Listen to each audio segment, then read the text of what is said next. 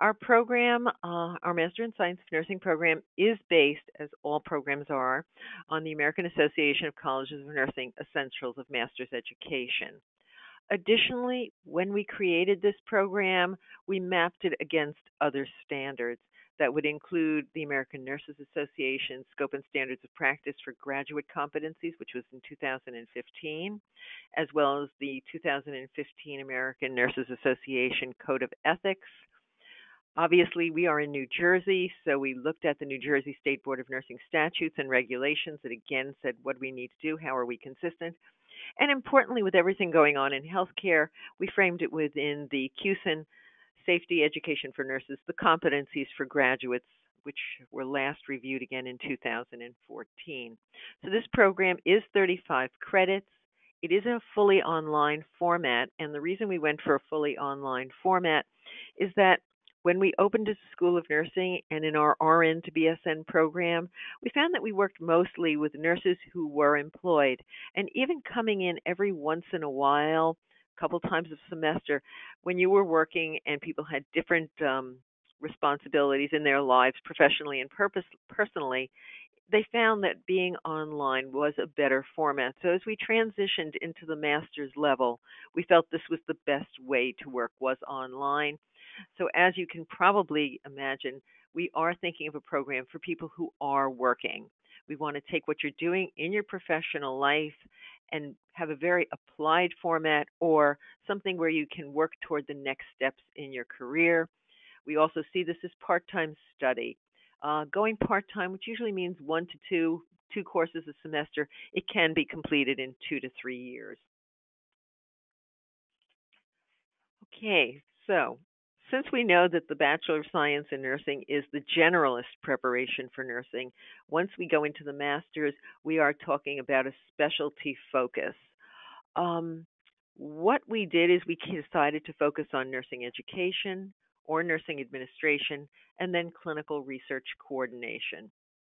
And we did that after doing some extensive research both at the local level, nationally, and internationally. So we know that student demand for the Master of Science in Nursing is very, very well documented. Over a recent 3-year period, we've seen a 60% increase in the number of RNs with master's degrees.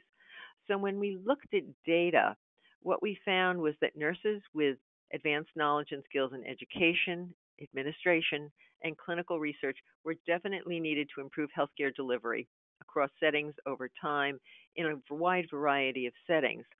And we looked at actual job postings in Burning Glass the year that we began working on this program, which was 2016. So nationally, for positions with master's degrees required in either education, administration, or research coordination, we found over 207,000 job postings.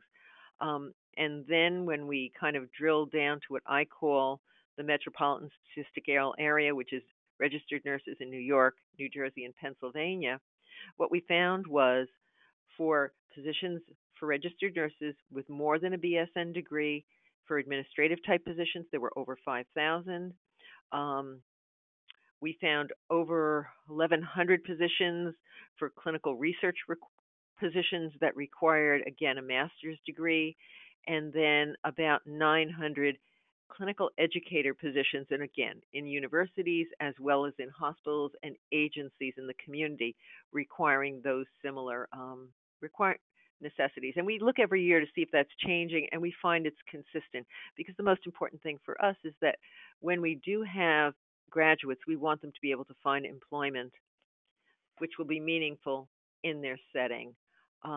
And just, thinking about it, when you think of the National League for Nursing and Educate and Faculty, 60% of current faculty is more than 50 years of age. So very importantly, master's prepared nurses with specialty focus in education is very, very important. And the latest data that came out of the New Jersey workforce, again, supports that. We hear it from hospitals and places in the community as well as very much in higher education.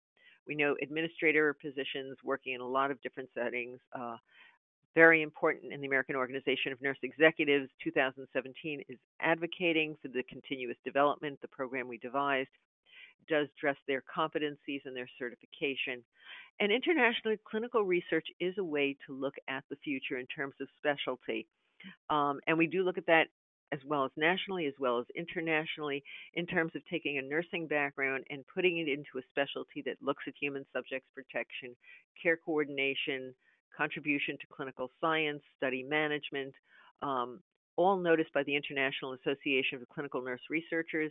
And in 2016, the American Nurses Association recognized competencies and standards for this as a nursing specialty. And there are, again, certification exams that are recognized for this. So I would go to tell you a little about the curriculum. Since I've told you it is 35 credits, we break it up into 4 phases. It starts with a core curriculum that all students in all the different concentrations take, which are then followed up by advancing knowledge within the concentration, which is our second phase. The third phase is the actual advanced practice role, which is a further specialization, and the final phase, which is your capstone project, where everyone comes together again and looks at one another's work as they synthesize the competencies that they have learned in the program. Phase one is called core curriculum. And here you can see, as I've said, these are foundational courses, again, in line with the American Association of Colleges of Nursing. And you take an issues course, which is Nursing 500. And this course is somewhat introduces leadership concepts as really a focus on analyzing the healthcare system, various trends and issues that are impacting nursing practice. We look at reimbursement, paper performance, capitation, quality, safety, from historical, political perspectives. We look at the conflicts that we all know are going on right now in terms of economics and clinical priorities and trends and strategies. During this class, you do have readings, you have discussion boards, but you're also beginning to focus on an area of interest to you that you do work on, which may follow you through your entire period of study, or it may change depending on where your trajectory goes. The next course that we do in this core is informatics and data management, and again, it's required for everywhere. So usually at the undergraduate level, people have taken informatics and the BSN, but we're taking it to a higher level because at the master's, you're thinking of healthcare systems. So again, we are looking at technology and patient care technology in terms of its relationship to clinical and administrative decision making, quality improvement. Statistics fall into this, and looking at our measures and our outcomes and our variables and our data sources, and how do we actually collect data? How do we appropriately collect data to come out with a meaningful outcome? So here you're actually critiquing actual work being done, as well as looking at ways to make work more meaningful in settings that you may work in or other relevant areas of interest. So again, being employed is important as we think about outcomes and the concerns of various key stakeholders within the healthcare system. Then the last one, which is nursing research, is again coming back to skills to research best clinical evidence for clinical practice, formulating practice-based questions, searching databases, evaluating quality. There is about a 5-week period in this where you do go back to revisit statistics, which we've all done a number of different times. And again, incorporating best evidence into clinical practice, going again with the idea of improving quality of care and thinking about a variety of different ethical considerations when we're conducting research. So after you go through those 3 sections, you go into the phase 2, which is the concentration. And at this point, you begin the diversion of care in the administrative focus and in the researcher or educator focus. Researchers and educators are considered direct care providers, even though they're doing it through a healthcare systems and a systems perspective, whereas administration is considered an indirect focus, so you will have different concentrations. So I will start with the education and research focus. So here you're revisiting knowledge that you took back in previous degrees, being advanced pathophysiology, pharmacology, and health assessment. Those we've all done before, but you're taking it and looking at from a role, being someone who is not just taking care of an individual person, but looking at populations and making health systems decisions. There will be more complexity to the way the role is approached in the advanced pharmacology course, which is Nursing 515. We'll be taking on other topics, which include impaired providers, distributions of medications, a number of different aspects that we know are pretty problematic right now in healthcare. In this section, we have also added genetics and genomics, since this is an important part of healthcare delivery and screening right now. And the technology is affecting the way we deliver care, so that is offered. And again, it is always included in pathophysiology and in your courses at the undergraduate, but we're really focusing on it from the different roles in terms of where nursing is going. The nursing administration courses at this point, what we decided to do is we are very, very lucky. We have the Feliciana School of Business, and the Feliciana School of Business offers an MBA online. And we thought, after kind of talking to them, experimenting, and kind of sitting in on some of their coursework, that it would be great if people in nursing administration could take courses alongside with MBAs. We also realized that, people who've had an undergraduate degree in business may have gotten information that nurses who have a traditional nursing education may not have, or you actually may have it if you've done work in any type of coordinator or administrative position. So what we did arrange with the School of Business is that you can audit some of the undergraduate relevant courses in preparation for this if you need to, and they've set them up as modules. But this is one of the ways we've worked with business. So within the nursing administration core knowledge area, we've looked at their courses as opposed to nursing are 7.5 weeks in length, okay? And so they are 1.5 credits apiece. Okay, so we looked at a series of management courses since a lot of what nursing is doing is management. So it's management in terms of looking at the different aspects that you work with, it's looking at organizations. We do a lot of work in project management, so we focused on that, knowing that you've already had the informatics background as well as your life experience background. Negotiation, we all know about negotiation in terms of working with unions, working in terms of even negotiating your own practice and your own position. And then looking at leadership, as opposed to looking at leadership only within nursing, we thought it would be really important to sit and look at leadership from the perspective of another discipline, because so often when we go in and work in nursing administration, we're only working from a lens of nursing, and we felt that this would expand your horizon and give you a fuller understanding of where you are going and who you are working with while you're still in a learning situation. So after we did that, we said, you've got the basic administration concentration courses, so you get to have a choice of taking one other course. And this is based on what interests you. So we did look at what people were interested in and what the market demands. And we put in an option for 2 marketing course options because people do have backgrounds in it. Also, when you think of where we're going in healthcare, and I think of it in terms of even labor and delivery and obstetrics and different elective choice people make when it's an elective procedure. Why would you choose this? And here we give you ideas to think about marketing, again, from another perspective. Or you can take some more advanced knowledge in resources, human resources and management. It's depending on your interest to where you see yourself going. And certainly what we do is know that certain people have different specific interests, and our faculty can work with them to help them look for something special if that is what they are interested in that last course. So at this point, you've gone through phase 1, the general. You've increased your knowledge in the concentration areas. Then we come to phase 3, which I call the advanced practice role. This does include didactic as well as some practicum type experiences. And this is completed by everyone in their advanced practice role within their concentration. So people who are in the nursing education and clinical research coordination role take 3 courses, which total 9 credits. Nursing administration, it's 4 courses that equal 13 credits. So I will again, this time I'll start with the nursing education courses. And again, these follow should you be interested in sitting the National League for Nursing Education it role for it. We address all of those competencies within this concentration from the phase 2 to phase 3.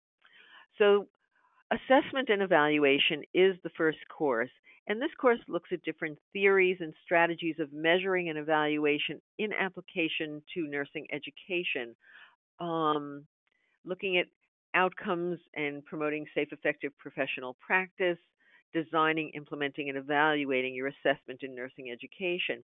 And we designed this because it's almost like you have to think of how you are measuring your outcomes so that when you go into the next course, which is Nursing 610, which is curriculum development, as you're working on developing curriculum and thinking about the different roles of educators in academic or practice settings, you're going to be thinking about the outcomes and evaluate them as you think about the organization of the curriculum, I'm sorry.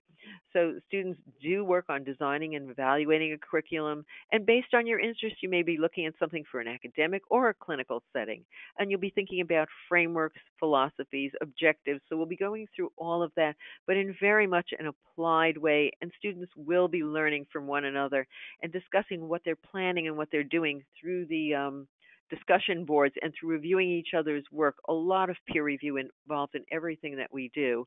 Um, as we go through this, and then of course, anytime you're in education, the legal and ethical issues affecting curriculum development are part of the evaluation. Nursing 620, we're actually really going further into the teaching methods, and that does have practicum involved in it. You're looking at the different instructional strategies. So you've thought about evaluation, you've thought about measurement, you've thought about theory, you've designed something. So then what is the best way to teach it? What are alternative ways to teach it? What if you were going to do something in an interdisciplinary model? Again, thinking about small group teaching, large group teaching, different types of interactions, experiential case-based learning, as well as using simulation from virtual simulation to actually coming into simulation, bedside teaching, the different behaviors, and what is learner success, I think are important aspects of this. So you are engaged. Okay, in the clinical research core, and I'm going with this one because it fits into the God the direct care role. So we begin with ethics because ethics is the framework for everything we do. So I think we start kind of at the umbrella point of what is it. So we're thinking about the ethical conduct of research because as we dive deeper into the different aspects of research, as we go further into doing the actual work, we want to make sure that we know where we're coming from. Since now we're not just taking care of one individual, but we're thinking about outcomes and people and the greater good. So here we think about things again, very much using exemplars um, and anything that we may have from data fabrication, falsification, plagiarism, conflicts of interest, managing the data. How do we collaborate? Authorship, peer review, animal research. Think of all the aspects of human subjects research. And then, of course, what we are making sure is that when you finish this course, you really have met the NIH requirements for training in responsible conduct of research and feel really fluent in that discussion. The next course, which is 618, which is research coordination. Here we dive down into application where we're looking at protocol, further, federal regulations, policies, the different roles and responsibilities of a large pharma research team, looking at health disparities, working with institutional review boards, looking at informed consent, adverse events, protocol deviations, really trying to use experts and very intentional methods for helping you think through everything that you may inquire if you step into this role, which does include grant management and budget reporting. So we want to make sure that you are prepared to collect data and know the strategies to recruit different populations and retain them. And we actually begin to get into staff management. The following course, which is 628, talks about special topics, is a deeper dive into clinical research and trial coordination. And again, we're going further and further into it, and we are addressing business, pharma, federal regulations, social justice. All of that we go, and we do it in application so you become more confident using electronic recruitment, contract negotiations. These are all very real topics that many nurses that when we interviewed in preparation were not ever educated formally and learned it on the job. So we're trying to go beyond that and really prepare you to step into a role feeling confident. And then we go to the administrative courses, more traditional. So we have our context of healthcare for nursing leadership, which looks at accountability, quality of care, integrating care across the system, collaboration, designing innovative practices, which is changing all the time given our technology is changing, facilitating translation of evidence into practice, which I think you'll find throughout the program is always shown. Nursing 615, which is resource utilization. You were introduced to this in the master's program, but now we're really going further into it within the nursing context with nursing experts in administration, where you're really going to look at budgeting. You're going to look at personnel allocation, staff development, and when we think of quality, what are the financial aspects of the healthcare system? And what do we need to know to advocate for and implement best practices?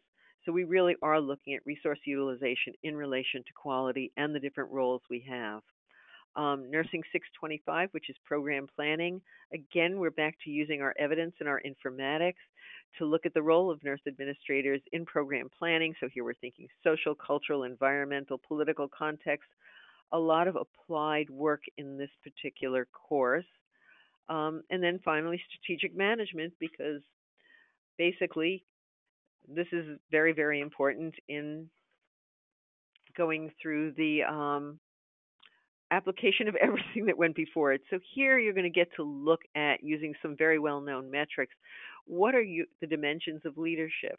What knowledge and skills do you feel are needed for you to fulfill that role?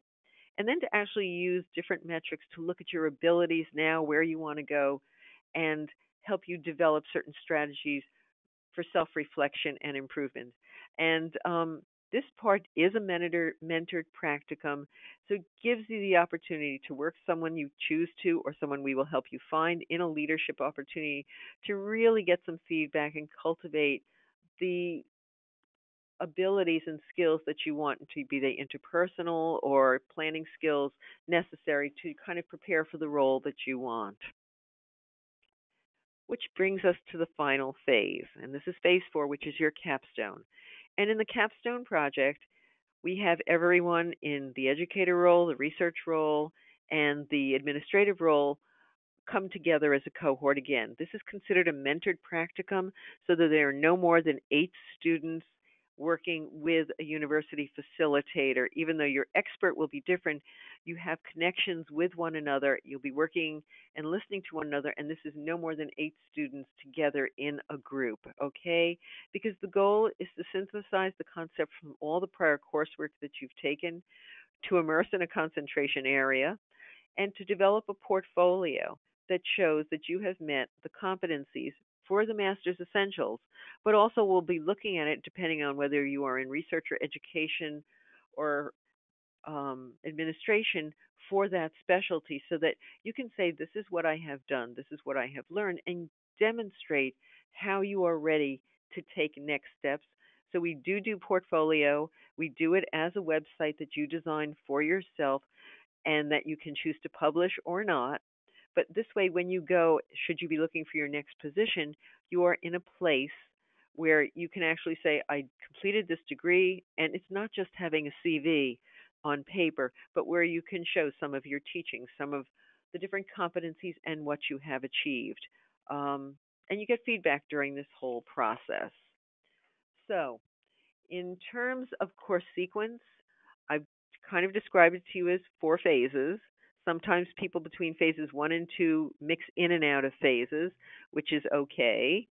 Nursing courses are 15 weeks in length. As I've mentioned, we usually say students should take 1 to 2 nursing courses per semester.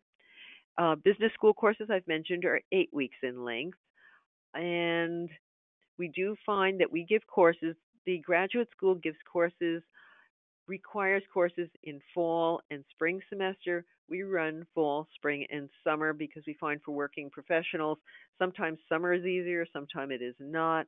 We found that people are able to remote in without a problem during the summer, even if they're taking a vacation. We use Canvas as our learning platform. It's probably one of the more intuitive, easy ones. We get great support from IT here in terms of working with you to be comfortable with it. It is an asynchronous program for most of the time, so you don't have to worry about coming in, and making a deadline, even if it's online or something. You can kind of work when you work best at this stuff, because I know for me it's always 4 o'clock in the morning is when I can kind of function. So we've kind of tried to make it so it is for the working professional, and you come in and out. There are discussion boards, there are quizzes, there are assignments, but you can make it work with your own schedule in most periods of time. We do occasionally do Zoom and things like that, and that's when we're more dealing in practicums or at the professor's need, and you would be advised of that a long time before. So the last thing I wanted to talk about is that we have a bridge program, because what we learned is that a lot of nurses who graduated from diploma and associate degree programs have baccalaureate degrees in other disciplines. And we kind of looked at it as we kind of did our RN to BSN and said, we think for many people, given what they've done in their professional life, as well as having a bachelor's in something else, it may make more sense for them to go into a master's degree program. So this program, our Bridge, is for people with a bachelor's in arts or sciences from non-nursing. You're admitted into the Bridge program with deferred status, and then you complete the nursing courses that are in the Bridge. Okay? So in the Bridge, there are 5 undergraduate courses that you are either going to have to complete or demonstrate competency in. And we have found a lot of people actually like a course like Nursing 410 Leadership, which is 3 credits on the list below. When we look at people's work histories, they can show us that they have met the competencies in nursing leadership. And so that's a course we will waive it and just say we can see by portfolio, which has specific requirements that you have done this. In terms of this, there are 5 undergraduate upper division courses. So what we do is we say, and this is a very individual situation, so you will see that there is Nursing 340, which is Information Project Management for 3 credits. The advisor will frequently sit with the student and say, do you want to take Nursing 340, or would you prefer to take the 500 level course? Because if you think when we compare both curriculums and both syllabi that you can take a 500 level course and successfully pass it, then you don't need a 300 level course to then repeat a 500. The same for the research course, because there is a 500. So those two can be met. You may take 2 undergraduate courses at the undergraduate program rate.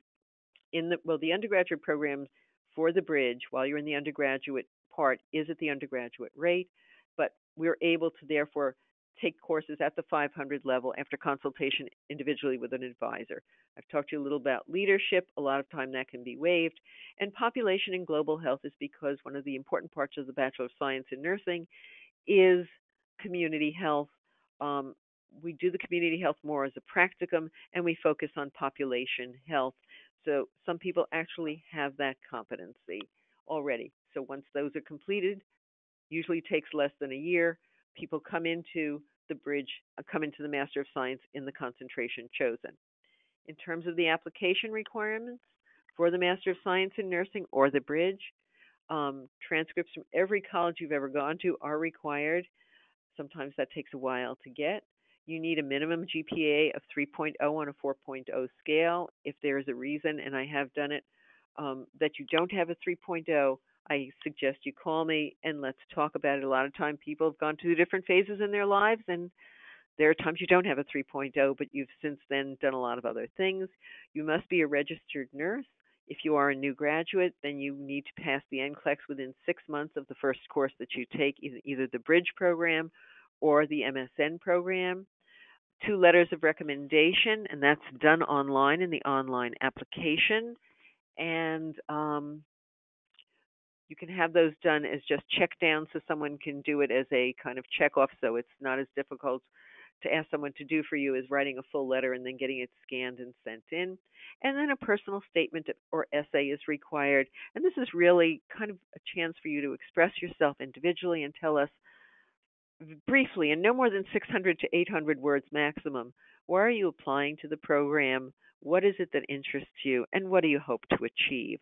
So, those are the main application requirements for the program. And I'm happy to take some questions.